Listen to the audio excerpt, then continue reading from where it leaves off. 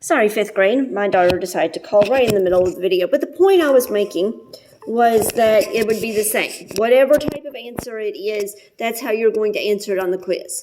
And I will have it labeled because, like, if you look, let's see here. Let's look at number 16.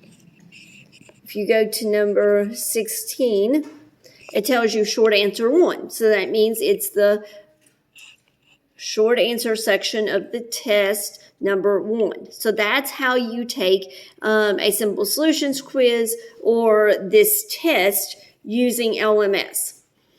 So now back to actually checking the test study guide. First, like we have been every day, let's talk map. Here is the Red Sea. The Red Sea, you have, looks like the snail. So between the snail's antennas or the snail's eye stalks is Sinai Peninsula with Mount Sinai on it. Of course, you have the Nile River, which flows backwards. So the bracket up here is Lower Egypt. The bracket down there is Upper Egypt. You have your two cities, which are in alphabetical order. So Memphis is at the top, Thebes is at the bottom.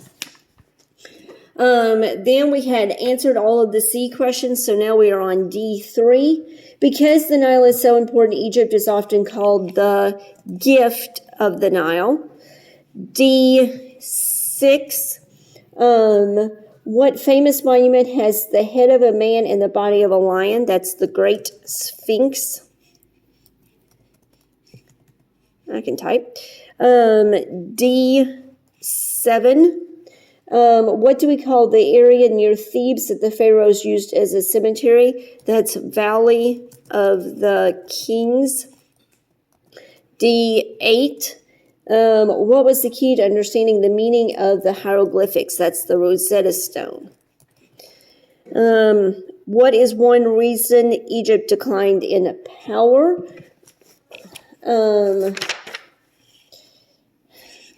That is extra question.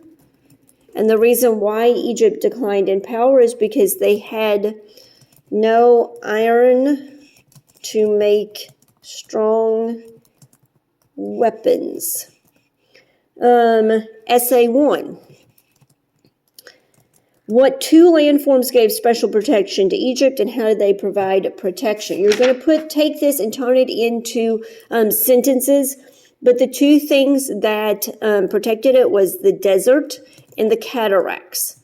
The desert, nobody wanted to walk through the hot desert. Heat and lack of water made people avoid it. They didn't want to go through it. And then, of course, the cataracts made it almost impossible to travel the Nile.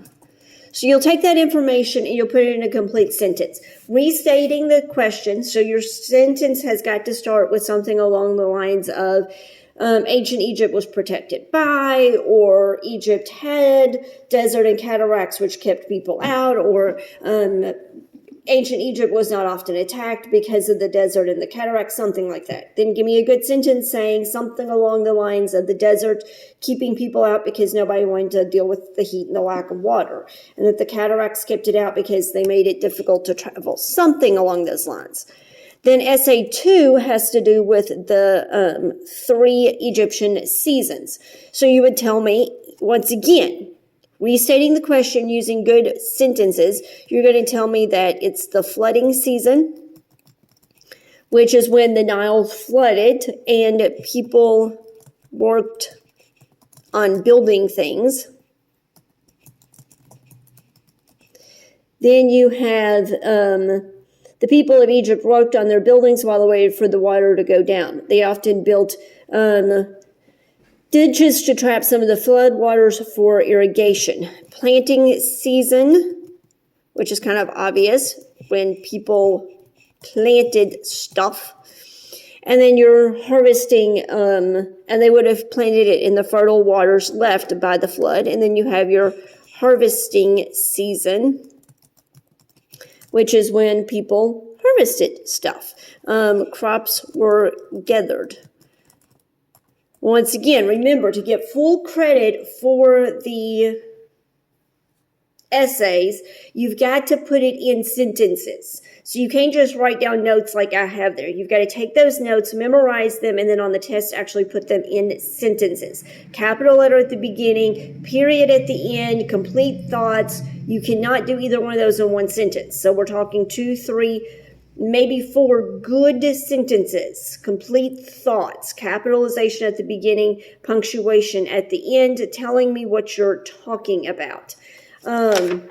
Real quick, going over the test. Remember, the first part is matching of the things, of the definition of things like delta and papyrus and pharaoh, cataracts of Vizier, not Rosetta Stone, famine, hieroglyphics, obelisk, mummy, sphinx. You have your modified true false. Then you have a couple of multiple choice. Then you have the matching of the things from page 333, defining plain, plateau, valley, and mountain. Don't forget to study those. Answering the master questions on 323. We type those at the beginning of our test study guide. Don't forget to study over those. Don't forget to study over the map. That's 7 questions right there. That's 10, 17, 23, 31, 38. Each question will be worth about 2 points, because I know some of you all always ask me that. So tomorrow will be the test. I know you all will do awesome on it. Remember how I showed you to take it in the first part of this 2-part video series here. And then I will see you again on Wednesday.